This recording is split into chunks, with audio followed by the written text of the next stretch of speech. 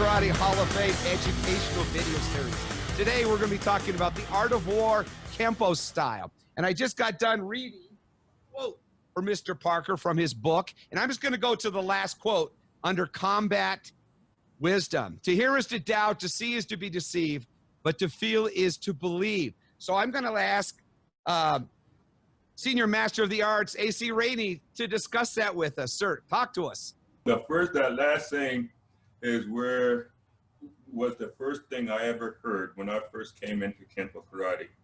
And it was fun just listening to it. And I think I was hooked by Mr. Parker, as well as Dave Hebler and Jim Thompson. Jim Thompson actually demonstrated all of that stuff on a continuous basis until I got up till about, I guess green or somewhere in there.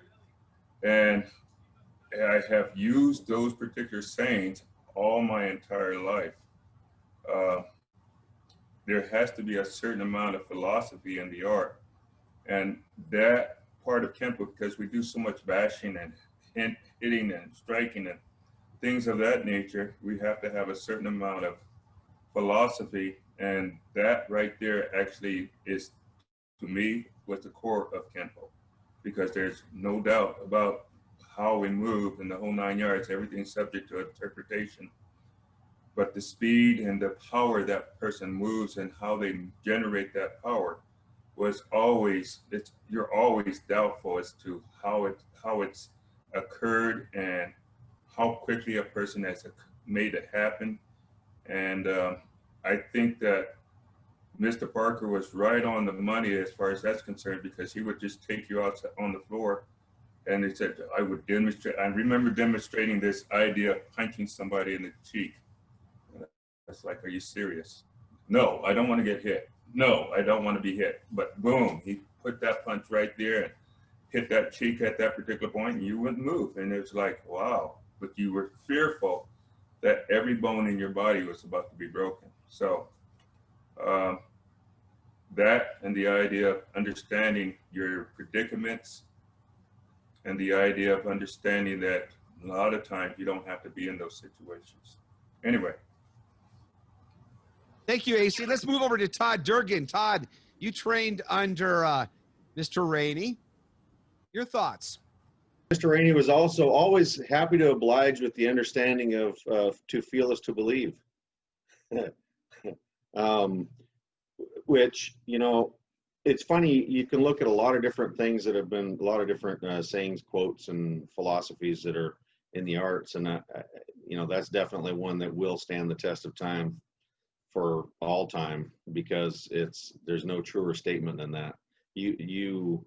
I know I remember coming up and training with Mr. Rainey back early on and watching him do something. I'd be like, yeah, that was crazy, but I don't know. And then unfortunately I'd end up in front of him and get to feel that. And there was no doubt left. So yeah, you know, as far as a philosophy and something that is true then and is going to be true, there's no argument there. Mr. White, let's go to you on this. When I came to Pasadena, I'd studied with Steve Aaron first, and Mr. Parker had defined Kenpo into 3 divisions. And it was the basics, self-defense, and sparring. A lot of people are very fearful of the sparring, but that's the feel part. What are your thoughts on that? Well, I think if you don't give yourself the best opportunity to get the best well-rounded education, you're depriving yourself. And I think going back to that feeling part, I think you can feel yourself hitting hard when you're doing your self-defense techniques. And then you could experience being hit when you're doing your self-defense techniques. I don't think it's the same hit you would receive if you were sparring and you made a mistake. So I think the sparring gives you a little bit more realistic idea of the sense of urgency for your defense. I think all 3 parts, hopefully they're not separate roads. They're all one road that lead to your Kenpo and aid you in your proficiency. But I think if you deprive yourself of one of the aspects, then you're doing yourself and your students a disservice. Thank you, Mr. White. Let's go over to Mr. Bartolomucci. Virgil, how you doing, sir? I'm doing well, thank you. How are you? So good to see you again. It's been a couple of years since I saw you at the Yeah. Hall of Fame dinner, and you still look great. Thank you. So please, you have a lot of experience in the Kenpo world. How do you address the aspect of the actual physical sparring with your students? Well, it's it's tough because I haven't sparred lately because of well, my age and COVID and things like that. But if you don't get into the ring, you won't know exactly what to do when time comes for real. And also, the punching is very important. A lot of us, what we do is we play tag when we're sparring, and I think you have to hit that bag as well. So along with sparring and hitting the bags and the focus pads and things like that, that's what I try to emphasize to my students. Do you play a game of tag with them? Do you do certain drills to help them? You know, I do. We play what I call shoulder tag. In other words, what I'm trying to do is I'm trying to touch their shoulder with my lead hand. And of course, what they're doing is they're on the defense, and the only thing that they can move is their shoulder. They can respond back to a lead hand back as well. So I call it shoulder tag, yes. Yeah, with Mr. Trejo, when I got to him, I hadn't done as much in the sparring aspect. So I told him the reason I was there is I wanted to stop blocking with my face. And he accommodated me on that very quickly.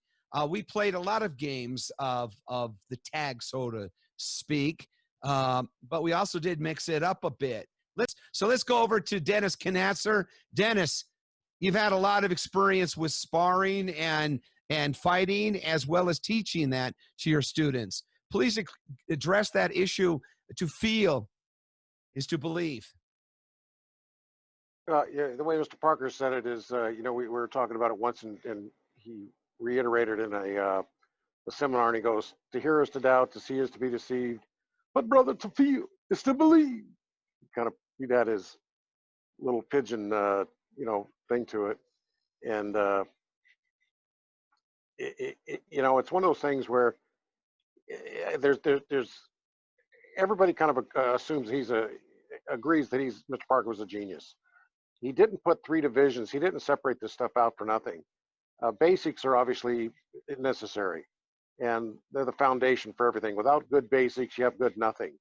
And that's a problem with today is the teachers are so poor overall over the years that their basics are not as good as they could. And I keep telling people, if you go back and look at Ed Parker and Chuck Sullivan in the black belt set, in the old black and white video that they have, look at his stances. He has good stances, and so does Chuck, and they're actually low, you know, for their form. And so Mr. Parker at one point did emphasize good stances, not through the 80s because he had various reasons not to, but basics are important. Self-defense obviously is built on basics in street situations, in street scenarios, and it teaches us coordination. But then sparring, if you don't put it to use, Kenpo, how much, and I refer back to how much Kenpo do you know of, how much do you know, how much do you understand, and how much can you effectively apply? And without sparring and without interacting with a live opponent, and not in a technique line situation where it's compliant, it has to be a non-compliant situation where the other person's trying to hit you, and at the same time, you've got to protect yourself from being hit. And it's one of those things where a lot of people put a lot of time into self-defense techniques. The thing is, however, they don't, in my opinion, learn how to bridge between self-defense techniques and sparring, where let's say somebody's going to do a front push on you. What if you potentially miss it and they actually push you? And now you step back, and now the element of surprise is gone, and what does it become? It becomes a sparring situation. And if you don't have skills there, you're going to be less apt to be effective. Well, how do you address that though with the student? I mean, most of them are very timid and apprehensive, and nobody wants to get their nose punched in. You know, it's just that they're not sure until they learn a little bit of this is under controlled circumstances. So how do you you educate them or so they can adapt to the sparring aspect of Kenpo? Well, it's like anything. Any good, if you go to Bob White's studio and watch some of his lower ranked students and stuff when they're learning, they don't, blast these kids. They're kind of working with them. They're going slow, and a good instructor lets the student actually, utilize them and hit them in the beginning. As they get better, then you start upping the ante and you start making it more difficult. So once again, it's a teaching skill on how you present this situation and get people out of being scared and teach them and build their confidence where they actually have learned skills and now can apply them. Okay, let's go over to Bob Davison. Hello, Bob. How are you, sir? Welcome to the Kenpo Karate Hall of Fame Educational Video Series, The Art of War. We're talking about the sparring aspect of the divisions, the 3 divisions, Mr. Parker's art. What are your thoughts on sparring? How do you address it? How do you teach it? How do you practice it? I'm trying to think of how to put this. When I teach sparring, I just teach them how pretty much, watch right down the middle and just watch what they're doing and then react to what they're doing and then go from there. But do you have an organized structure? Do you say, let's work on footwork first and shadow box with one another, or do you work with just hands, or then you use your feet, or how do you categorize it and organize it so that the student will get the most out of it, as if you were to teach a basic, a stance, a block, or a punch and a kick, or a technique, incorporating those basics? Now you're trying to move into the fighting or sparring aspect. So this is a little more free-spirited. So how do you address that with the student? I start out with a defensive, how to teach them defense moves, hands and then feet, and then work together with both of them. Do you use any of Mr. Parker's sparring techniques that he created back in the beginning? Actually, I never I never went to Mr. Parker's seminars because I used to study under Tom Connors before I came over to the Parker system. Okay. Let's go over to are we back there, Mr. Yeah, let's go back to Mr. Durgan on that one. Okay. You right there, Todd? So in all 3 of these aspects, Mr. White hit it, freestyle techniques and forms. All 3 of them are geared toward combat, whether anybody wants to argue, believe it, or whatever. But in any of those 3 categories, the training for the beginning student needs to start small and work into larger capacities. If you look at I know Mr. White has focus pad drills. So those are great drills after the student has a step drag, a drag step, a push drag, a back knuckle, and all of the basic elements that are required. It's a stepping stone scenario. And it's the same with techniques, and it's the same with forms. You don't just start a student learning short form 1 without first giving them neutral bow, reverse step through, and a cover, and those types of things. So, or without giving them an inward block, an outward block, or a vertical outward block, a downward block, etc. So when you're teaching fighting, it's kind of the same thing. One of the things that I do is I've incorporated the Hibben, different variants or variations of the Hibben, so that it helps the student become more acclimated with not only proximity, but with contact, and with, I know coming up under Mr. Rainey, he has a drill or exercise that he calls checking hands, and I know Mr. Trejo had sticky hands, or what he called sticky hands. Those are things that help at a close proximity, but then you have the B1As and the B2As and the Ed Parker freestyle techniques that will help you. I don't teach them religiously, particularly. I kind of pick and choose which ones are going to benefit the students or the class at the time, and utilize mostly parts of them, not necessarily all of them. Some of them are a little more cumbersome than in my opinion, that we need to have in a freestyle situation. But anyway, yeah, so, it has to be a progressive thing, and the student has to be comfortable, like you said, as they're progressing toward a more violent scenario. I'm going to go over to AC one more time. I'm deferring to your teacher. Hello, AC. I'm back at you. When I was with Trejo, he would incorporate boxing movement, footwork in the way he would approach it. So he would create what is called fusion. Obviously, Parker took Chinese system of Kenpo, and he created the American system of Kenpo. And then Trejo used fusion. Do you use some kind of building block, in your teaching for the students? And if you do, give us some examples that may help us so that we can feel to believe. Okay, well, the basic thing I teach right off the bat is just a counterpunch. Simple counterpunch. If a student doesn't know how to counterpunch, they're not going to know how to fight. That's the bottom line. And if they have a back knuckle and a front kick or a round kick or something of that nature, to give them variance on various different targets. So we'll start a student off with just a counterpunch, understanding how to use the counterpunch, when to use it, using it both as an offensive weapon as well as a defensive weapon. Then we'll work into that range. And Mr. Durgan is correct. We'll also work something called checking hands. And the checking hands idea is where you're using your counter punches and your back knuckles. And it's designed, checking hands is actually designed to take you into a combative type of situation.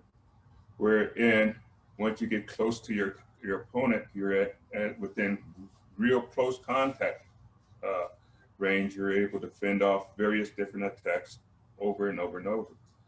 Most of the stuff that we teach out of that comes from your techniques that we look at. For example, attacking mace is a great technique for understanding how to work either a counter attack or an attack right off the bat. And we'll use that particular technique going forward. We did use the B1A back in the day. I never got used to it because, and I think Mr. Whitewell can help me out on this, but Mr. Parker's techniques back in the day, the reason we dropped them is because they put us too much in a box at that time. We weren't able to just free flow, make different techniques, work your kicks and things of that nature. And it took away. The best thing that those techniques did is gave you a plan. And we'll start with the teachings right off the bat, that all students have to have a plan, and their plan has to start with, or should start with, the counterpunch and back knuckle, and you'll build off of that. And you'll add to that as they go up, and as their ability and as well as their enthusiasm for fighting builds. We don't have all students equal in enthusiasm, and that's what another reason why you have these other various parts of Kenpo or martial arts. You have your techniques, which help you to defend and put you in various different modes so you can actually defend against various different situations. Hopefully that comes automatically, and if you've done it enough, then you never ever really have to worry about the various different situations.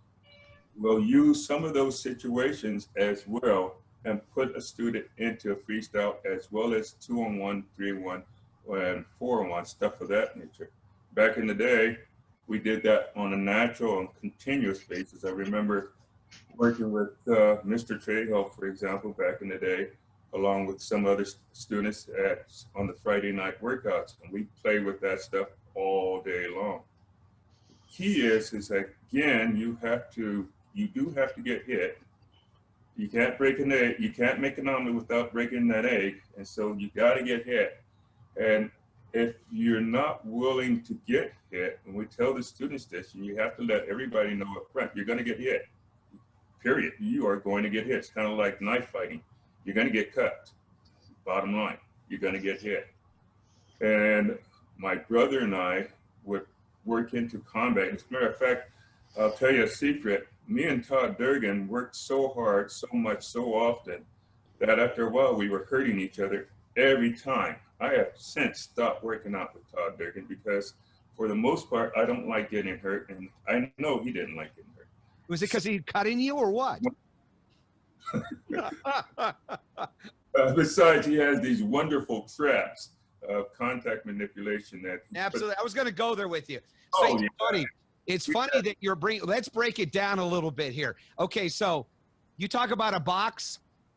A lot of people live in a box. Some people get out of a box. In my case, I don't even know what a box is. So I'm going to ask Mr. White real quickly, because honestly, one of the premier fighting schools that ever existed is Bob White's school. There's no question. And I mean, the years of being in Pasadena, I always heard about Bob White's school, and that came from Frank Trail, and Mr. Parker always talked with great reverence toward Mr. White. So Mr. White, I'm going to go to you now, sir, and I'm going to ask you to help me out and the rest of our group here to discuss this. We've talked about basics. Okay. We talked about basics, and we talked about techniques. So how do you take the basics, and then you've gotten some techniques for some attacks? Do you focus on the sparring?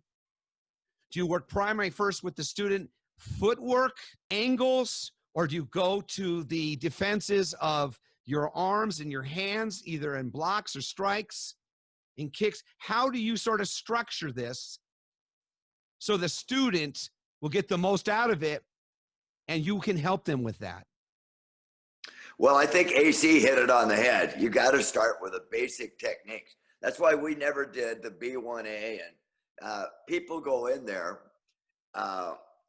with having to have memorized techniques, and I think it stifles creativity and freedom, and they're thinking, their instructor's yelling at them, B1A, B1A, and he's thinking, I just got to survive this, you know. So I think you could get overly complicated. Paul, you and I talked about a real simple formula that we start early with our students, and that's basics, conditioning, and unity. The will to win is great, but the will to prepare to win is even more important.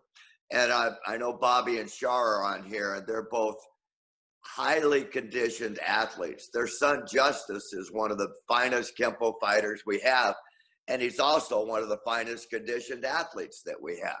So if you really want to win, and I'm talking self-defense as well as tournaments, you have to get yourself in the best shape you possibly can so your body's more responsive. Fatigue won't make a coward of you, which it does to all of us. I mean, if we could have the nicest car in the free world, but if it has no gas, it's not going anywhere. So conditioning is critical. And what I like, because everybody's different, you know, and some people come in, and we've got guys at our studios that were great football players. And we have other people that come in that don't have an athletic background. So we have to teach everybody differently and build confidence gradually so that they can become empowered and become greater than they ever thought they were capable of, just when you help them build their confidence. But if you get somebody who's shy anyway, and you have him come in and he gets blasted with a defensive sidekick and the wind knocked out of him, now he's not just a beginning student, he's a gun-shy student who doesn't like this anymore. He didn't sign up for this. So it's my job a lot of times to protect the students from themselves, even though they might want to be super aggressive. If they get stuck, I know that they're going to be having to dig themselves out of a hole. So let me get into your training. Let me get into your training, Mr. White. Let me get into your training. Yes. Okay, you've addressed the mindset. Obviously, we know there's some bad going to happen. It happens as soon as you leave a sanctuary place of safety. Your house, your car, the building you're in, whatever. Something. Now you're open to the elements of the unknown. You have to have a mindset. Am I going to survive or not? And you have to have that will. And then you have to make that mindset. Is it going to fight or flight? And then you got to execute. These are the thoughts I came up with. And so now I'm talking to you. I'm walking. I said, listen, Mr. White, I had a little experience in athletics and whatnot, but I'm a little concerned. I'm going to, that something may happen to me, especially what's going on today. And I'm a woman because I'm more prone to get attacked as a woman. Okay. So what do you work with them? Do you say, okay, listen, we get through the basic introductory elements. You got them in 2, 3, 4 months, maybe 6 months of working. your basics.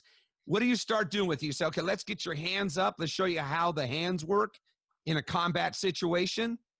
Or do we work on other aspects? What's the order of your instruction? Well, those things are all super important. I mean, you want to talk to them about becoming a hard target, not a soft target, keeping your hands up. But I really want them to think of two different scenarios. One scenario, you're being threatened. It looks like it's really going to start happening. You're in that fight or flight mindset. One scenario, you're going, gosh, I wish I would have trained harder. Gosh, I wish I would have been more coachable. I would have done what the instructors told me to do. Other mindset, gosh, I was hoping this would never take place, but I thought it was going to, and I'm ready. And if you put that extra time in on your training, then chances are your confidence will be evident in while your opponent's trying to interview you. And the more confidence that you show, you're going to interview better. We know that most cowards aren't looking for fights, they're looking for victims. And the more that you show and you're assertive in your convictions and you're empowered, you feel good about yourself and you're ready, then maybe it'll become evident to him and he'll look for somebody that's more vulnerable. Okay, so I think a lot of it's a combination. Yeah, you're in there with your female student. So you instill in her, it's funny, Chuck Sutherland brought this up some time ago. I teach them they always say, don't hit like a girl, you hit like a man. And you're going to hit in spots that precisely you're going to injure that person because he doesn't expect her to respond that way. I'm using this because I think this is an easy scenario for you to deal with. Yeah, I'm very concerned about telling a woman to hit like a man. What I want her to do is I want her to hit as hard as she's capable of hitting herself, because I want her to have a realistic assessment of her skills, and I want her to hit those bags and know she can be empowered and she can be devastating. But I think that it's kind of an insult when we tell them to hit like a man. And I think we just want to emphasize to them, especially in today's world, we want them to hit to the very best of their ability and be vicious. You have to be willing, a mindset to go to any length to be able to defend yourself. And the more handcuffs you put on yourself, the more restraint you have to show physically, the more they're fighting from a deficit. So we really work a lot with mindset. And I'll tell you, there are some people at our school, male and female, that could surprise the heck out of you. They hit so hard. I'll tell you, Char Lawrence hits bags all the time. She hits the focus pad all the time, and she trains like an athlete. And as a result of that, she's going to perform like an athlete. And that is so empowering when you know that you're ready. And mindset is, fortunately, we've had a lot of champions at our school. And the things that's very consistent with them is that they believed in themselves. They weren't throwing techniques. Do you use a combination of drills, incorporating techniques or responses from techniques into drills? How do you? A lot of times. Yeah. A lot of times. Take a simple move like calm in the storm, and any technique, and think about what aspects of that technique could you use in a sparring match. Simple move, orange belt technique, thrusting salute. It's a kick to the groin followed with a palm strike to the face. When I was fighting in black belt division against some of the top fighters in the world, I would throw a kick to the groin and punch them to the face. I mean, it's the same concept. You just have to have the clarity. And what happens so many times is the more you train, the more you get a new pair of glasses and you see things differently. Techniques you used to dismiss as impractical, you really start to embrace, and you realize the message that Mr. Parker was trying to give us was there all along. I've had articles written about us in Black Belt magazine, and at the time thinking that, I created this technique, and then only to discover the whole concept was there earlier in some of our self-defense techniques. So I think we just keep looking, we keep searching, and we realize that what's important is what we don't know. rather than funny. what we already have It's embraced. funny you say that. Frank would always say, Pablo, attack me. And that was my response to run out the back door. Because I knew that was what I want. Because he didn't want to know what was coming at him. It is always it's a misgiving to go to Friday night class and hang out with the guys, and we do the technique line after, Roger Meadows or Jim Faria or somebody would run us, run the class, and then we run 4, techniques out of 4. But it would always be somebody that would throw the punch incorrectly, from the technique, and somebody would get mad. Sure. You didn't throw it the way it's supposed to be. I said, listen, man, you ain't going to get that. And Frank always said, listen, Pablo, he said, listen, it's a jab across, either an uppercut or a hook. Angle off either left, angle off right, counter him. And if you ever watch that, man, it was poetry in motion. It was an example of how to do 5 swords, but your fists are closed and you're attacking. So with that going in mind, I am going to go to Mr. Derek Hibben. Hello, Derek. How you doing, buddy? Hey, everybody. How are you? Good. We're talking about Good, the art of war, Kenpo style. We've been talking about Mr. Parker's, to feel is to believe concept. Okay, as you probably know well, we've discussed basics, the 3 divisions, basics, techniques, and now we're into sparring, and we're looking at strategy. That's because that's really where we're at. How do we make these things work? So how do you approach basics, techniques into the sparring concept when you don't know what's going to happen? It evolves into a freestyle situation for you. I have a little bit kind of an upper edge on that, as I was an Olympic fencer. So I took a lot of what I learned in fencing and applied that to my sparring and incorporated my Kenpo into it. So I was used to being very fast on my feet, having to, the same as in, tournament fighting or full contact or point fighting, getting there first, fading, baiting, switching, and then just applying the principles and rules of motion that we already have. It's all laid out for us, and the way that I came up was feeling was believing. There was no pulled punches. There was no, it's always been said there's no such thing as a bad student but bad instructors. And people that want to sit there and say that they have a bad dummy or uki, it's like, if they're not moving, move them. But if they didn't attack you with intent, what are you defending against? So those that get mad or angry on technique night line, and they didn't get to pull off the technique that they were planning in their head because the person wasn't committed to really, really penetrate and throw the whatever at them. To me, they're doing watered down Kenpo. They're not training to fight, and they're not fighting to train. So let me ask you this, Derek. You're teaching a student. You got them through the basics, the preliminary basics, some preliminary techniques. We'll say yellow belt. Let's stay with the yellow belt, okay? And now you're going to a sparring aspect of teaching them, and they're into you for a couple of months, and they're gaining confidence. How do you introduce the fighting part of it? Do you focus on the hands? Do you worry more about your stances? We're talking about drills basically, because strategy is what's eventually going to happen for us in a minute. We'll get to that later in this discussion. But you're teaching that yellow belt now how to respond. I mean, establishing your base and having your footwork, I think, is probably primary key. Being able to be light on your feet and move, and making that transition from doing your footwork and your leg work and forms to sparring and fighting are 2 different things. You have to be able to be agile and move. You've got to incorporate some of the boxing. Like, once you start getting into fighting mode versus learning the art of the system and or techniques, it changes the game. I see. Now, that's where I would still apply the rules and principles and, what I like to call muscle memory and position recognition. A lot of times, especially beginners, what I do is is give your weapons eyes, because a lot of times beginners don't see that. They only see one-dimensional what's right in front of them.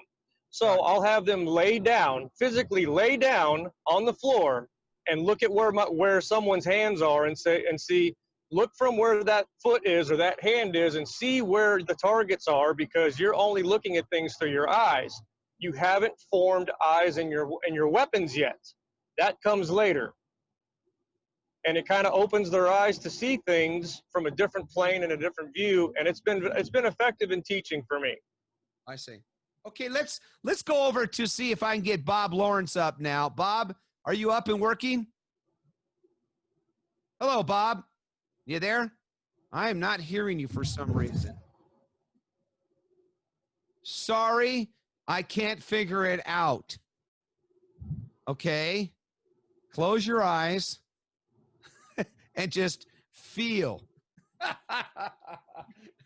Thank you, Bob. We appreciate your effort. Hopefully we'll get through this at some point and figure it out. Okay, I'm going to go then. Let's go down the line here to get other people in. Now, I go. So, hey, how you doing, buddy? I'm fine. How are you guys? Good, good. I'm going to relate to one of my favorites. If anybody can see this, I don't know if you can see it. I'm going to take myself back here and feature me for just a second. I hate that, but it's it. What I have here is gold. I found this inside the cupboard in the middle of Pasadena. This is copies of everything that was in there, literally, on Ed Parker.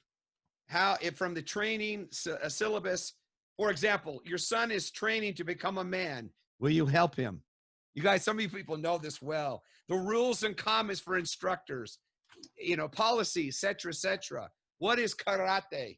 I mean, these are things that, photocopy. Then all the, obviously, Mr. Parker's techniques from yellow belt techniques and whatnot we had in here. And then there was a little student pamphlet. Do you remember that? How many people still have those? Those little pamphlets in yellow. Remember that, Mr. White? Remember that, Derek? I know a lot of people have seen that. It's copyrighted 1970 Ed Parker, and it breaks it down. I can't take this out right now because my binder is broken, and I did the unthinkable. I taped so this thing wouldn't come apart. But anyway, he breaks it down into basic fundamentals and techniques and short form. So let's get into it. Anyway, it's all in there, and it's a good reference. Basically, it ends up being the Red Book. So the point is, we're looking at sparring, okay? Because that's real life. And I had a discussion with one of the seniors on this, and I'm going to bring him in a minute, about contact, no contact. And when we look at the three divisions of the art, the basics, techniques, and freestyle, we also have in this book, you look at it as it's categorized, the forms. And the forms fell under sparring techniques. So the way I see it, and as explained to me, I agree. No contact is doing your forms. You're fighting that perfect scenario, an individual that is the same height, weight, ability, because it's you. No contact, one person. Then you have two people. We were talking about this, and one of our respondents here said, we touch on the shoulder. Virgil brought that up. But before that, we can just do shadow boxing with our feet only. And I've done that drill, and it's pretty interesting because Frank used to use that a lot. So you would focus on your footwork initially as a drill. So then later on, you don't think about your feet anymore. You're countering, you're bobbing, you're reacting to your opponent. Then he would do light contact. And in Frank's case, he liked sticky hands, touching and all that. And he'd be laughing at you, and then all of a sudden, bam, he hit you. Or bam, he hit you. And then you realize, oh, I better hit back a little bit. Then we would get on the mat with obviously safety gear. And then we get it on if you're going to go further on with him, you get it actually full contact. And then the last one would be obviously street fighting. Now I'm going to go back to you.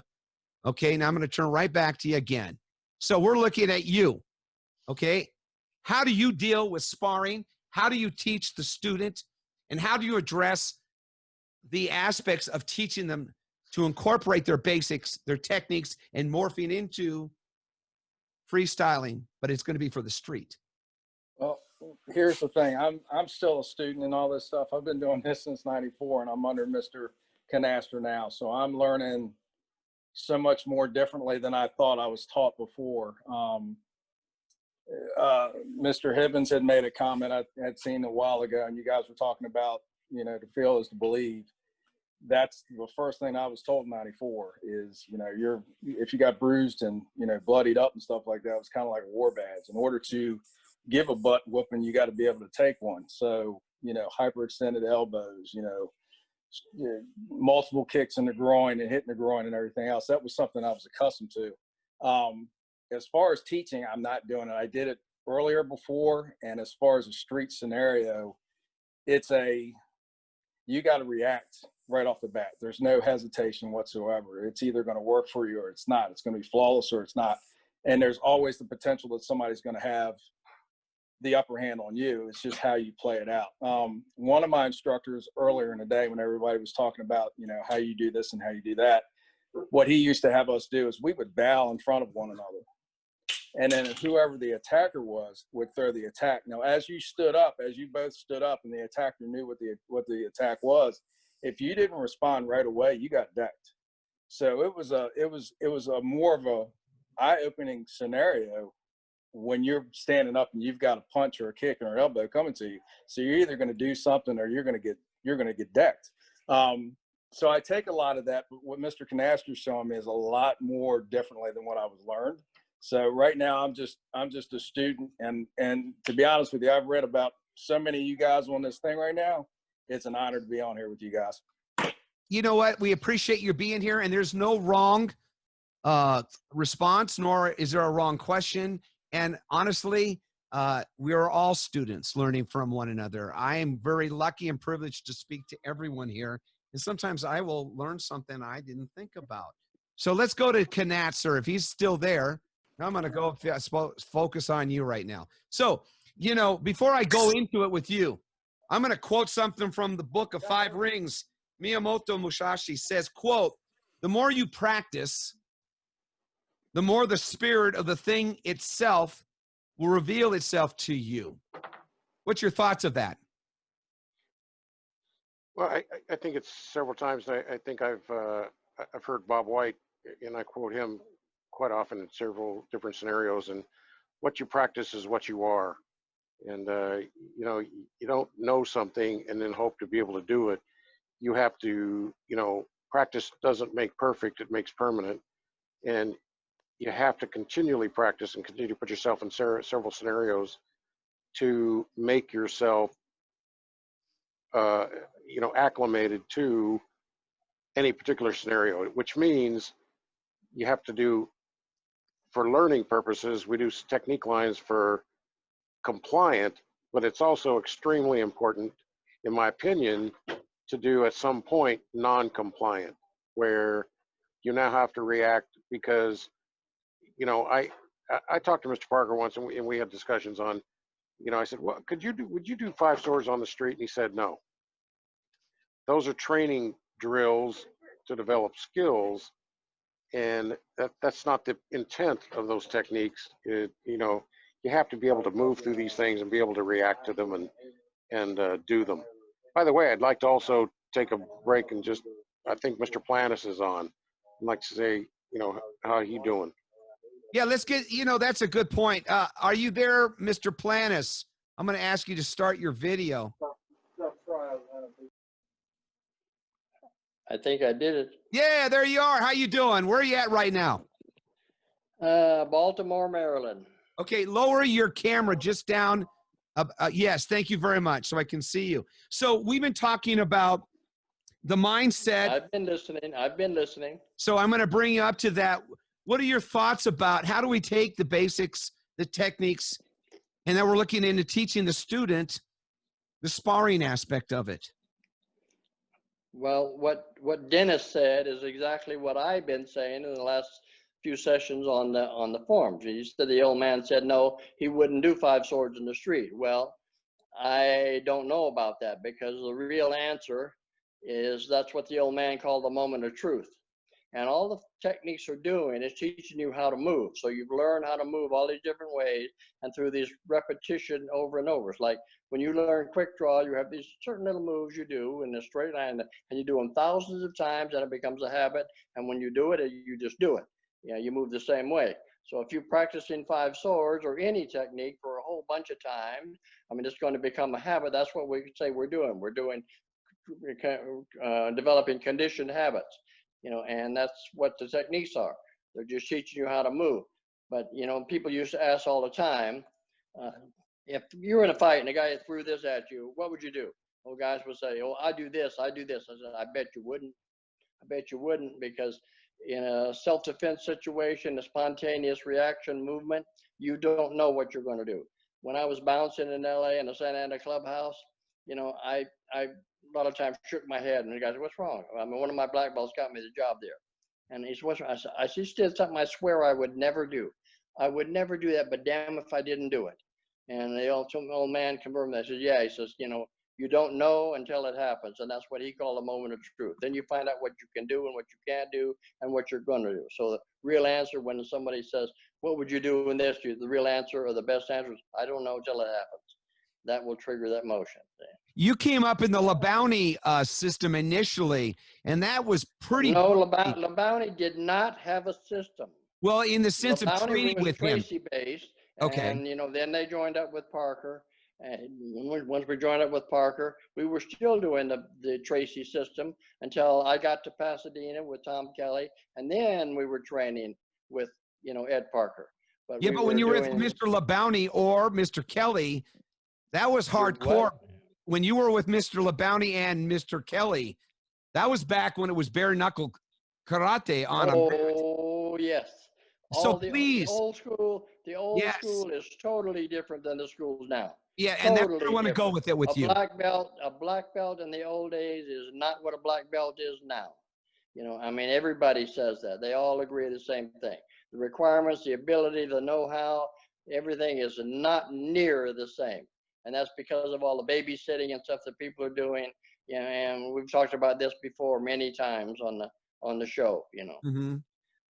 So yeah, I mean, how much of the say you went into a class and you would teach a class, you would cover obviously basics, techniques. You would designate a certain portion of that class to freestyle, correct? If it was not normally, because back in the old days we had forms classes, we had technique classes, and we had freestyle classes. That was just broken up the way it was. That's eating the meal. The meal is, you know, a balanced diet. You have to know your forms, you have to know your techniques, and you have to know how to freestyle or fight. But remember, freestyle is basically what you do in a tournament. Tournament karate is not Kenpo. Everybody should realize and know that. It's basically kickboxing that everybody has to do the same.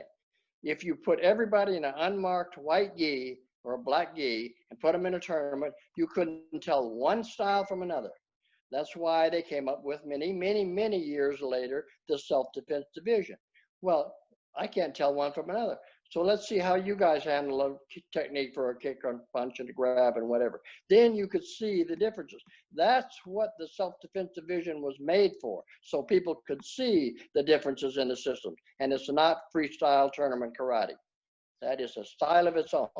Do you believe that then the Kenpo was never intended for the tournament? No competition? No martial art was intended for tournaments. Tournaments were made for one thing, the promoter to make money. He doesn't care who wins or who's in it or whatever else. He's just ringing his cash register, you know, and making money. That's all they care about, you know. But is there some kind of value? What's the value of a tournament then for students to compete? Well, I tell people the only value that I see in a tournament is you're going in, getting in a ring, squaring off with somebody you've never laid your eyes on before. You don't know him, he doesn't know you, he wants to beat you, you want to beat him, and the whole thing of a real fight is there except the getting hurt. But nobody thinks about that. I'm not going to get hurt. See? But people have, but it's been accidental. There's a few people got killed and died from that. See? But it's not a normal thing. You know, you're not getting hit and whatever. But you don't even think about that. I'm going to beat this guy, you know. And you know in your head when you walk out of the ring, and I tell people that all the time, is you know whether you could beat the guy's ass for real or he'd beat you. See? You say, Okay, oh so man, you're- for real, that guy wouldn't last, you know. So you're Do in, what? you're teaching, let's take you away from the tournament, public competition, and you're in the school. You're going to designate a class for sparring. What should be the focus then for the students? Well, what I don't see now, in the old days, I say, here's a question. Bob, you still there? Yes, he is. Okay. What's Yes, the I am. definition? Good, Bob. What's the definition in the old days of a point? Well, a point was supposed to be something that if it were to have made contact would have disabled or dropped your opponent. Exactly. Would end the fight, right? This move, no Yes. question, would end the fight. Now you get a point for the flying hair flick. You know what I'm saying? Yeah. So that, Yeah, it's you're changed laughing, but you know dramatic. it's true. You know it's true. See, so that's the difference of now to the old days. Yeah, people tell me, or I used to tell people, you know, we had jobs at the internationals back in the 60s and whatever. You know, oh, you want a job? Okay, you're a blood mopper. What? You're a blood mopper. You take these rolls of paper towels, walk around the rings, and mop up the blood that's going to be there. See, it's going to be there. That change from blood was a normal, perfectly normal, to blood now is a disqualification of any kind. I have pictures of me sitting on my knees in the tournaments like the internationals, blood running down my face, all over my white gi, smiling, having a good time, you know, and it was up to you whether you wanted to continue or not, or if you hit somebody and knocked him out or down and you let him come to or come to his senses, then you asked him, you want to keep going or you want to quit? You know, and if you did, okay, we'll give you a couple minutes to, yeah, Bob shaking his head. Yeah, you're right. I know. You know, that's the old school, you know, but it's long gone now, long gone. And I'll I go got from my because of the- background where I grew up. When I was in the early times of studying Kenpo, I was in law school. And the thing about law school was all theory about Perry Mason. And we're looking about righting the wrongs. However, you know, what was happening is that promoters then in competition now are getting sued or carrying large, you know, liability policies. Mr. White, there has to be a trade-off here. What do? Do we just walk away from the tournament scene? No, we can't. That's competition, like watching a basketball game or a football game. There's going to be some contact. However, in the martial arts, there is physical contact that may impart some injury. What's the difference? What do you do when you're in a school setting versus, say, the tournament?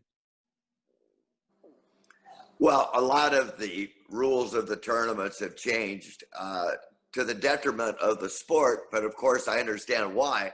It was geared toward the safety of the competitors and the lack or the better opportunity or to participate and get less chance of getting sued. So a lot of it is liability, and a lot of it also because of the pads. That's a business, and replacing the pads is a business. And most of the rules now are determined by Korean, and the Koreans are the same people that are selling the pads. So I have a kind of a different philosophy than Richard, as much as I respect him. You know, I've always felt that how could you tell who's best unless you have competition? And I also experienced, you know, fighting in the 60s, bare knuckles, and, you know, ribs were commonly broken. You know, your nose was knocked over where your ear used to be. And why nobody likes it when it happens, I'm certainly grateful that I came up during that period. I think it made me better and it made me stronger.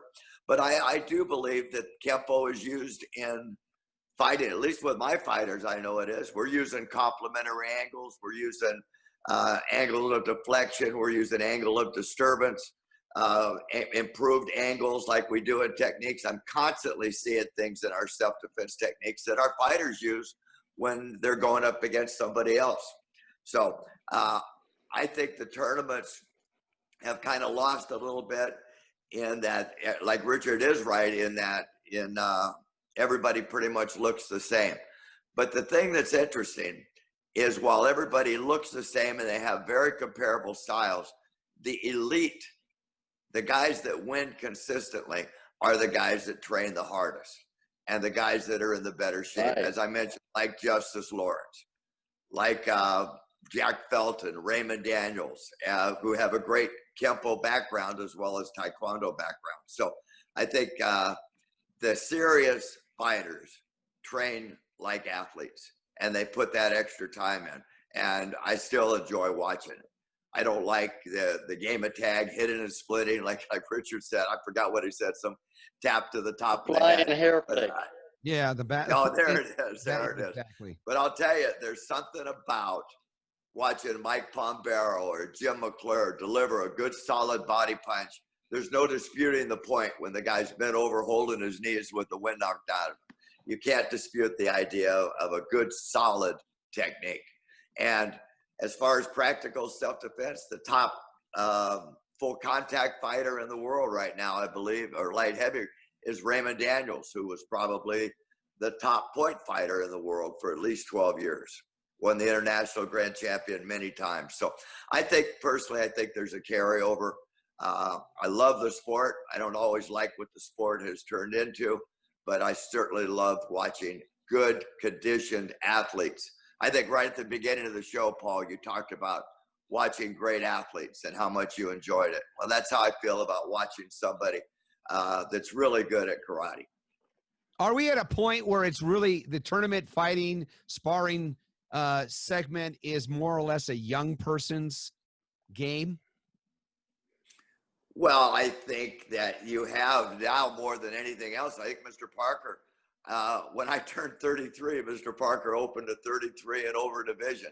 Then I turned 35 and he opened an over 35. And now I think they have an over 65 division. So I think the younger athletes, just like basketball and baseball, all professional athletes, you know, you're going to have your prime years. Okay. But a lot of now they have a senior tour in golf. They have a senior tour in tennis. So I think that people, because of improved lifestyle and longer, I'll give an example. Richard was talking about Mr. Parker, and he affectionately calls him the old man. Well, he died at 59. I'm 72. So, I mean, but the 72 that I'm in, I try to keep myself in the best shape. Guys that were in their 50s and out of shape, you know, with the suspenders and pretty much just watched athletics. I think there's more guys now that train hard.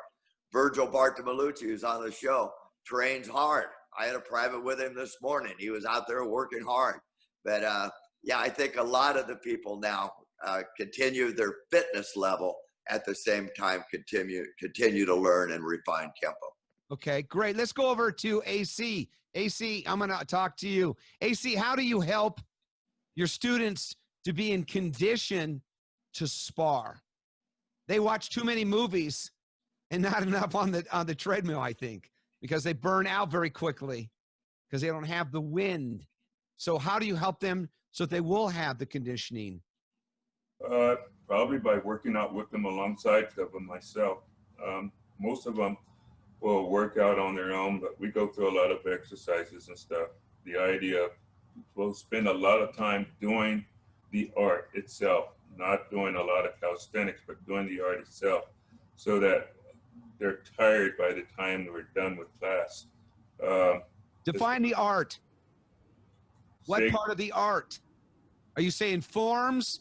Are you talking about drills? Are you doing techniques? What, I mean, individually? All of it, all the techniques, all the drills, all the forms, all the freestyle that we can get in an hour and a half or a half to 2 hours, but you can only do so much in a day. And so the students have little things, binders and stuff that give them exercises to do on their own.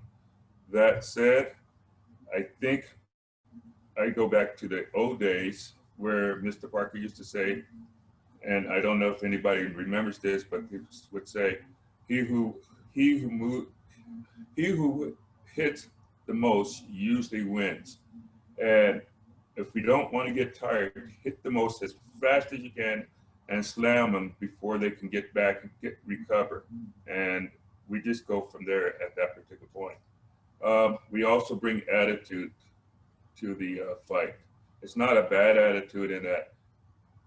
It's not an attitude as in we're the baddest or anything like that. It's an attitude that you have to have when you go into and you have to be able and willing to turn that attitude on when you're in that particular situation or various different situations. I'll be honest with you. You can't win a fight if you're not in shape. That is the bottom line. And you need to be able to bring as much energy as soon as possible. Right now, boom, no matter what. And if you exhaust yourself out, so be it. But you do have to be in shape to do it. I spend a lot of time. Well, I have 3 factors that you don't have to worry about. 1, I have a 5-year-old. So he keeps me on the go.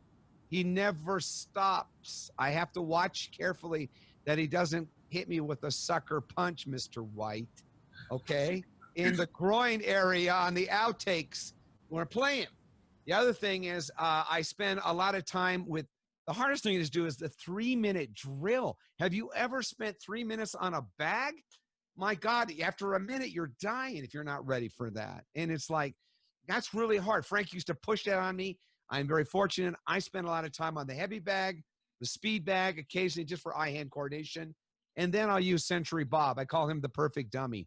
But the one thing that I do every morning, and I've had this when I've had conversations with several of our participants, especially early in the morning when Mr. White's ready to go play golf, I'm on a treadmill, okay, working that. And I'm going in a pretty good clip for about 30 minutes. I got to tell you, folks, cardiovascular, you got to do it. If you can't do that, spend time doing your forms. Try doing 4 slow and put 5 together with it. And if you're not dead by then, if you throw in and you really want to be sadistic, add 6 in there. So I used to do that before a competition. Not that I would perform or compete with 5 and 6, but it gave me the stamina so that I could make it look so fluid. And, you know, the key, I'm going to borrow a line here from Mr. Musashi. It says here on the second part, he says, for whatever reason you have chosen to be a warrior, you must understand your responsibility to the art and to yourself. Again, to the art and to yourself. They are one and the same. And that hits on right what Mr. Rainey was saying. You have to be one. That's exactly what Mr. Planas talks about. You have to understand this, know how to do it, but why are you doing it? You talk to Mr. White, the conditioning aspect, because if you are tired, you will quit. Your mind will start to fatigue as well. Okay, so if that's the case, let's go over to one of our other people here. Yes, sir. Okay, good. So, hey, you got a little girl. It's a handful. I know you're a great dad, proud of her. You do a lot of things to inspire her to do great things. She has the name of Hibben that she's learning about. You have to live up to it. How do you keep in shape just to stay up with her? Well, I mean, with all the what's your workout, Derek? all the injuries that I've sustained in life, my health has been a key focus on trying to keep up with her, especially her going into the 6th grade. She's highly competitive. She's doing competitive cheer.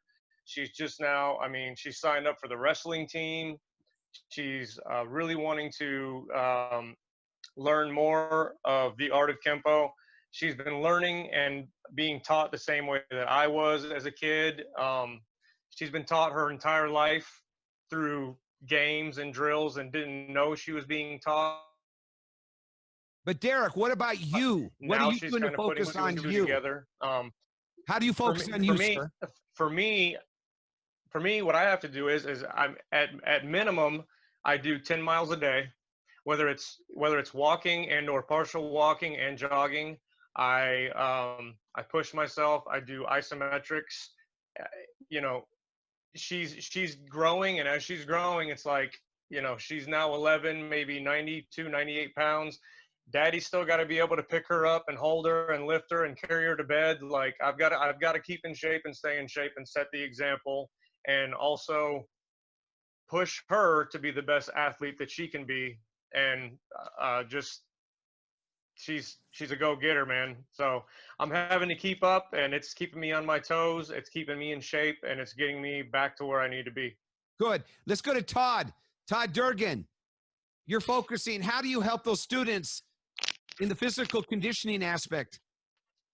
Yeah, well, just like Mr. Rainey was talking about, you got to run drills, run drills, make them go up and down, back and forth, doing kick combinations, freestyle techniques, punches, kick combinations, going through forms of sets. And then, you know, when you get into the combatives themselves, one of the things that I require now in my phasic combatives is the mass attacks. So for every belt level, the student goes through all of the techniques in a mass attack situation. They start out in the air, and then eventually they work on people actually attacking them. So it gives them the pressure. It gives them the pressure of the technique, and it's kind of like a form, but it's more of a live scenario. So I just had one of my guys test the other day, and he had to go through all 5 or 6 belt levels strung together. There was like 45 techniques basically in his mass attack form. So that was and he's, to his credit, he's been working on his conditioning, and I can tell you 6 months ago he wouldn't have made it halfway through it. And so, you know, because of the conditioning in class, and you know, I urge them to do some of their own conditioning like I try to do. You know, try to get to the gym. I was there today for a couple hours working. You know, but in addition to conditioning, something that people don't talk about enough is diet. Exactly. So if you're not balancing those, doesn't matter how much you work out in the gym or at the dojo, if your diet's out of whack like mine is right now, it ain't gonna help. I mean, it'll help, but you aren't gonna make any progress. Well, that's true. You know, think about it. If it took you 6 months to put it on, with all due respect, folks, it's probably going to take you 6 months to take it off if you don't turn. You can do some crash diets and things like that, but your body's going to go in shock, and that's not the right way to do it. So approach it in a different aspect. Let's go into mass attack. Okay, so now we've been talking about conditioning, the strategy. We've talked about how the basics combine with your techniques, and you get into freestyle. Now you're dealing with multiple assailants. Okay, multiple assailants, Todd. If you have 3, that's 3 times against you. They only have to worry about themselves. You've got to go 3 times as many. Your conditioning has to be against those other opponents. Let's pick it. Let's use the strategy side. How do you address that? What do you do to help that student to understand that fight? Well, you start with your environment, awareness, and positioning. So, I mean, obviously conditioning is key. And then you have to look at targeting. You know, what are you targeting on each assailant? You know, are you blocking to block, or are you striking to break? You know, when somebody charges at me with something, yeah, just like Mr. Planas said, I have no idea what I'm going to do, but I do know one thing: I'm going to hurt whoever it is coming at me. And I'm going to hurt them with the first move. I'm going to hurt them with the second move. And I'm going to hurt them with the third move if they're still standing. So part of it's physical conditioning. The other part of it's mental conditioning. And preparing for that 3 assailants is an entirely different animal.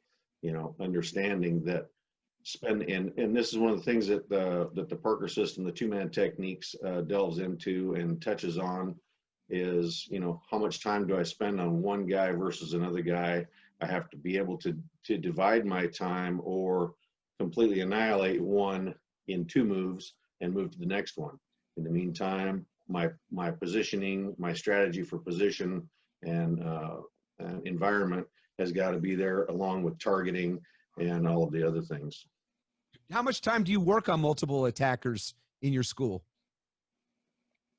Well, like I just said, every belt level has a mass attack. Okay. So every one. So when I have a student that gets the first 3 techniques in their belt level, their new belt level, for example, in yellow belt, they get their first 3 techniques. I then introduce them to a mass attack scenario.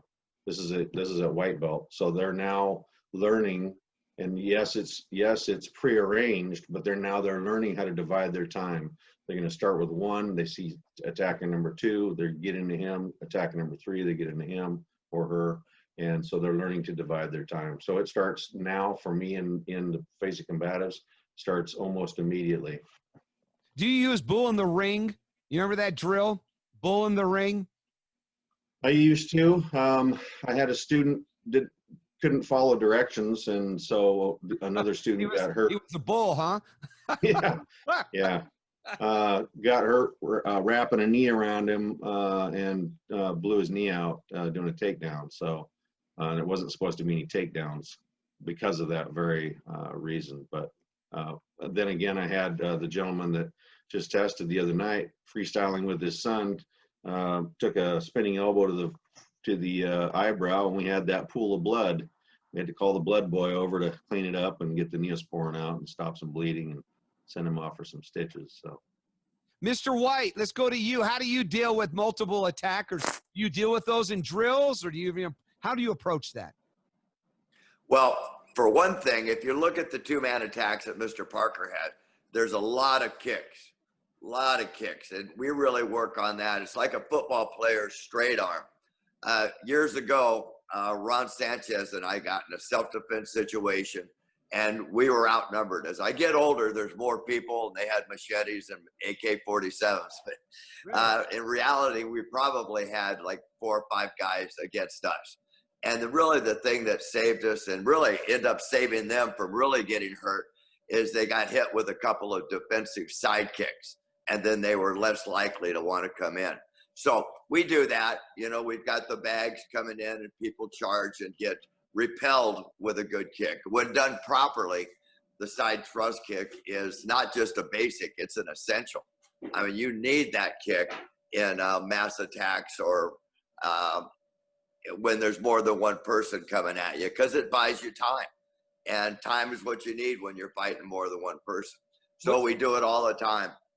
When I was with Frank, he would look, is a person, well, there's an old saying with Mr. Parker, is the person out of range? And they're just sitting there squawking, so they're not going to affect you. But once they're in range, he was big on using legs, as you just mentioned, kicks, whereas what he considered a jab. And if he had to do a doable kick, that would be his left-right. He was also very good at back hip. I mean, he had amazing power with his legs. But we're going to go. I'll tell you, somebody. Yes, sir. No, I was just going to say somebody would be for a very unpleasant surprise if they tried to come in on my wife's defensive sidekick. Oh, I don't doubt that. She just has she a tremendously conditioned athlete, but she throws that sidekick so well. So I don't think anybody would really expect that. And like I said, it's an essential. You really do need that technique. You need to take her to the local bar and see what happens. That was our pressure test with Frank.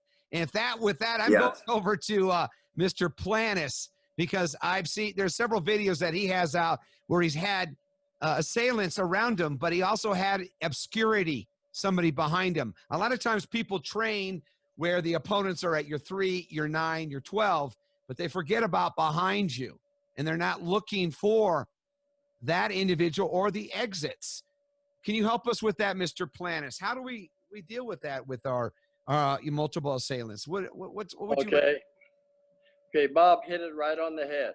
People have to learn the principle that you're learning with the two-man attacks. And there's a question that I ask everybody. I say, what are the two-man attacks? They're just the one-man attacks put together with the rule, or we say the minors kicked out and the power principles changed. And that's where we do a lot of our category completions and our kicks, because what Bob said, that's the definition of what you're doing in the two-man techniques. You're buying time. I see many people doing the two-man technique, and they're giving them the time. Nobody will give you the time. You have to buy the time.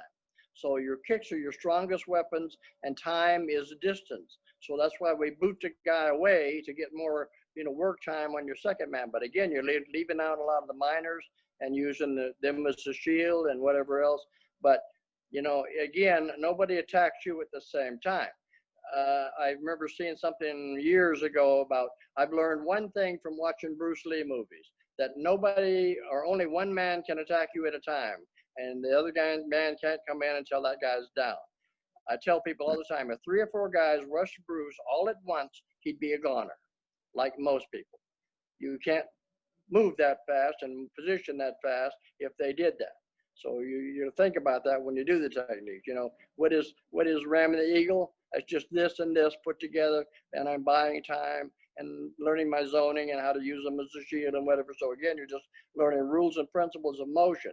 But if they came at you all at once, or three guys, or both of them even together at the same time, you're going to be in a world of hurt.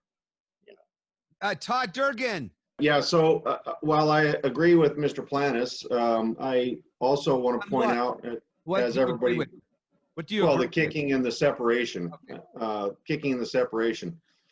But if we look at the two-man techniques, they're even progressive, just like the self-defense techniques are, with regard to, some of them start out, for example, Falcons of Force. You don't have a kick in there until nearly the very end of the techniques. The technique ramming the eagle, as he stated, you have a punch, and then your kick is in the middle or your kicks are in the middle or toward the end of the techniques. I am curious though, what are you referring to when you talk about category completion with the kicking? Let's go To right me? to Planas, yeah. Yes, sir. Yes, all of the chicken kicks and a lot of other kicks. If you notice, a lot of the forms, they don't have kicks. They're not. There's a lot of kicks missing. This goes back to, well, first of all, the old man wasn't a kicker. I remember he liked to feel his hands on you, and Kenpo, we say, is not a kicking system. But the guys that can kick well, they're just that much better, because your kicks and your legs are your strongest weapons. And if you don't develop that and train that, you're leaving out that part of the training. They were going to do a movie one time. I don't remember who it was, but the movie producers or whatever who it was came into Santa Monica school, and they were talking to Parker, and I was there, and they asked him about this and whatever. He said, okay, well, that's good. Can you kick? The old man said, yeah. He says, let's see. So we walk out on the mat, and he started kicking the bag with some fairly decent front kicks and whatever. And they said, no, I want to see all this jumping, aerial, spinning stuff. And the old man tried to, and it embarrassed me, the old man tried to do one type of kick and couldn't really do it. But he was after the part in the movie, see. So, they lost it. He couldn't do it like everybody else does. And again, that's what we call Hollywood karate, and everybody says that, high kicks are for the movies and not for the street and whatever. I'm getting sort of sidetracked. Anyway, that's and the kicks, the chicken kicks are part of kicking, like you have to chicken kick. Well, yeah, but I don't like it. So you understand what a chicken, like look at the techniques, like thrusting lance to spiraling twig. Same basic move in the end. One has a chicken kick and one doesn't. And that's to show you what a chicken kick does. You say, what's wrong with a chicken kick? What we say is our definition, it delays your major with a weak minor. So and that's a rule of motion that you learn. Don't let a minor cost a major, and never delay a major with a weak minor. See, and that's what you're doing. I asked one guy one time, what do you do chicken kicks for? He said, oh, to gain more ground. I said, what? Show me that. You got to show me that, because you don't gain ground, you lose ground. You lose basically a half a stance, but you're slowing down your major. So you don't do that when you don't chicken kick. But again, because it's a type of kick that you learn, and look at all the chicken kicks in the forms and the techniques, and you say, oh, they're all there. They're all there, and that's what it's for, because everything you've done is category completion. Let's go to Mr. White. You mentioned Barbara's side kick. Do you advocate for kicks above the waist, kicks to the head, or does that compromise you? Is that practical? No, it's that old story with Chuck Norris and Bruce Lee talking after a dinner one night. They met each other going into their room, and they end up talking for 2 hours about that. And Bruce Lee was saying that low kicks are impractical, and Chuck Norris was explaining that if he felt if he could kick to the head with great muscle control and flexibility, his lower kicks were that much more effective. And I really feel that that's true. I also agree that in a self-defense situation that you need to keep them low, but I would much rather have the ability to put my foot wherever I wanted, rather than just assuming I'm going to stay low anyway, so why stretch or why be flexible? So we encourage as high as you could kick and maintain the integrity of your technique. Barbara and Andrea Pepper or Jeff Newton, they could throw roundhouse kicks to the nose as easy as somebody could reach up and scratch their nose. But the idea is they practice that, and in self-defense, they'll put their foot wherever it needs, whether it's to the knee or to the groin or to the stomach or wherever the target presents itself. And I have always felt that way. I used to love to kick high, a lot in tournaments because it was like showing off, being able to kick somebody to the head. But in a practical self-defense situation, I would keep them lower and try to chop somebody's legs out or try to go to the groin. But not to be limited, because I don't have the ability to kick high. I want to have that ability and then have the ability to make a choice where I want the foot to go. Dennis Conatser, I was with Mr. Parker and we were talking about kicking to the head. He told me, just knock him to the ground, then kick him in the head. You could always reach it there.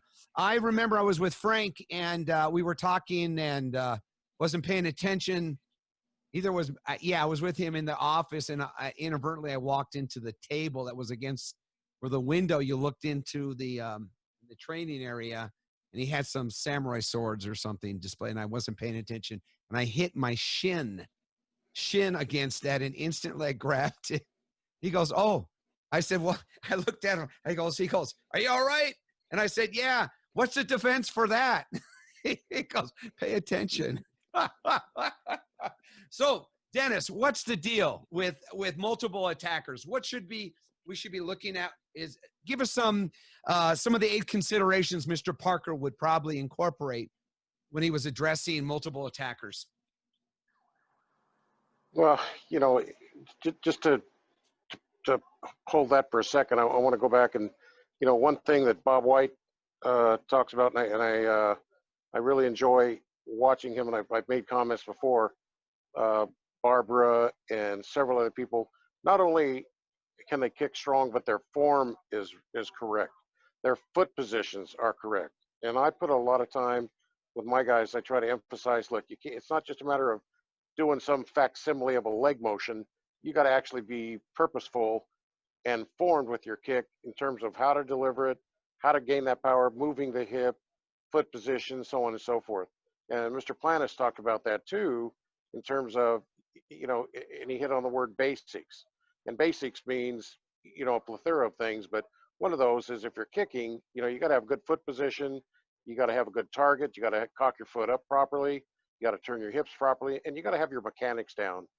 And if you don't have that, then you're violating things, and you're not able to execute principles because you don't have the physical ability. So you need to work on those physical abilities, quite a bit. Also, in the two-man attacks, if those things don't happen, then your kicks aren't effective in those techniques. And like Mr. Planas says, you need to mix up. You're not just hands. Mr. Parker used to say your hands are the infantry, your feet are your artillery, and both have their time and place in executing those things. And legs, of course, are your longest range weapon, which does buy you time. And and sometimes it's a front kick which gets you time, and it can also be a knee strike or a shin strike, which also gives you time and positioning. Now, Mr. Parker also said, never kick a man when he's down. You hit him. I mean, you never hit a man when he's down. You kick him. It's easier. And so drop their head down to your level of capacity. Not everybody's Bill Wallace.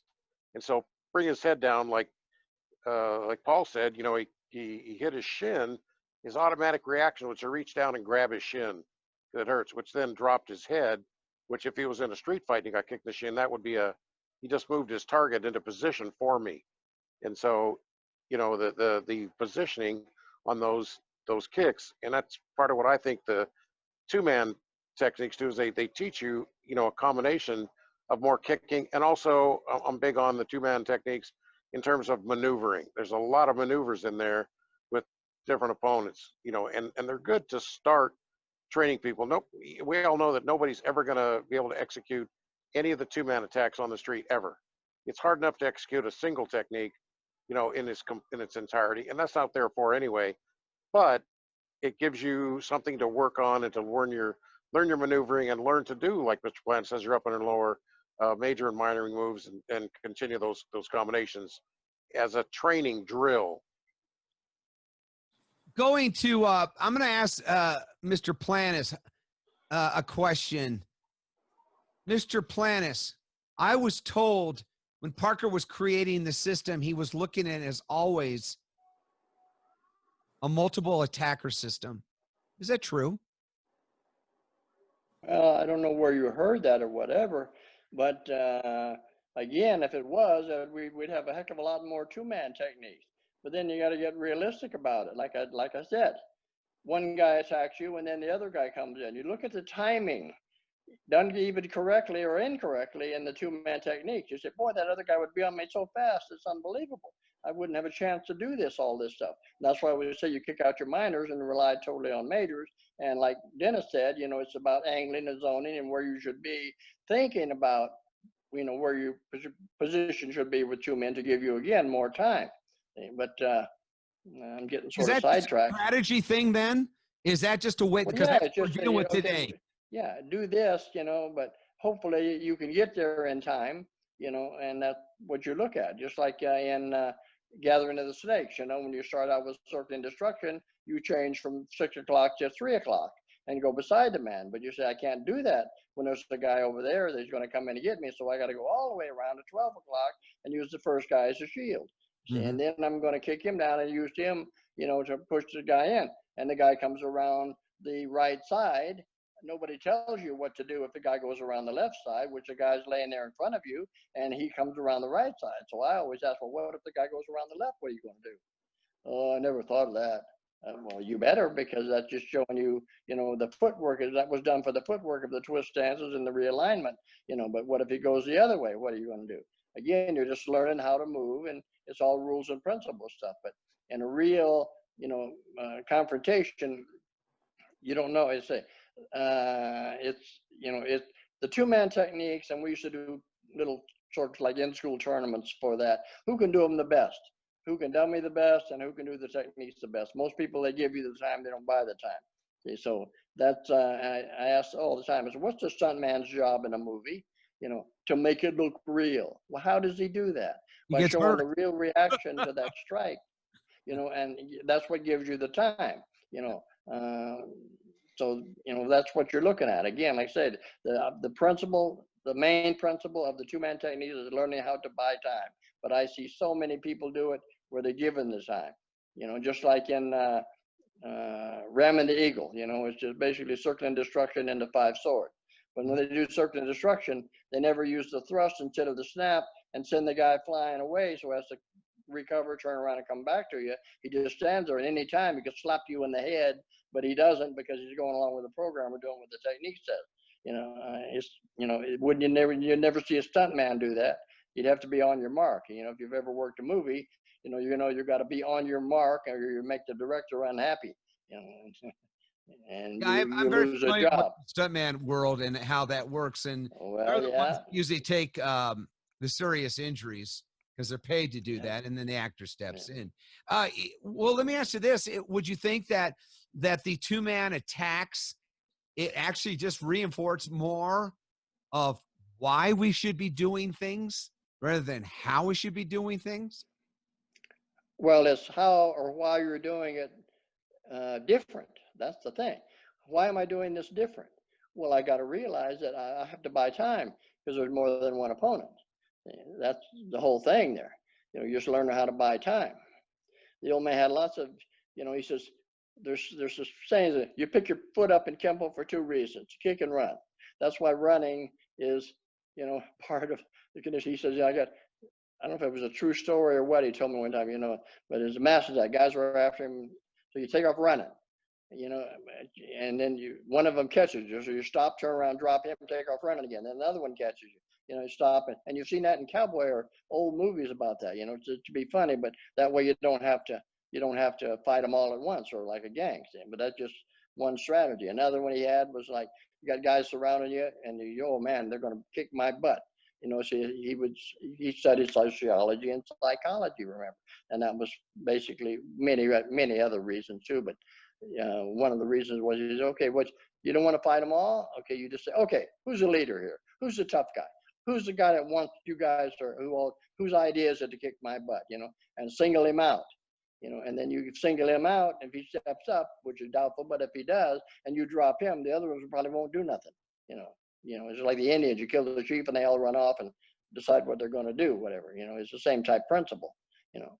There is So not a lot of footage. lot- There's not a lot of footage, sir, on, well, at least I'm not aware of a lot of footage of the 60s internationals with Mr. Parker's There's not. demonstrations. Yeah, it's There's not. very, very, very scarce. Yeah. I have seen, I've seen some of it. When I was in Pasadena, I discovered a lot of it in the cabinet. Well, you saw movies, 8mm and 16mm Exactly. movies put on tape or whatever, but there was no tapes and stuff back then.